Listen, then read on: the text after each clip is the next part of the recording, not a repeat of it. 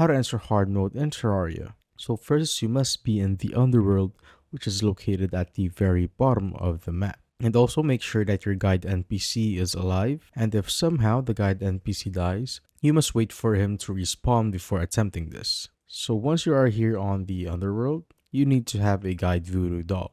And to get this, you must find a voodoo demon, which you can also find here in the underworld. So as you can see, we have a voodoo demon right here, and if you kill it, there is a 100% chance that it will drop a voodoo doll just like that. Now what you need to do now is just basically throw the voodoo doll into lava, just like this, and what this does is it will instantly kill your guide NPC, then the wall of flesh will be spawned.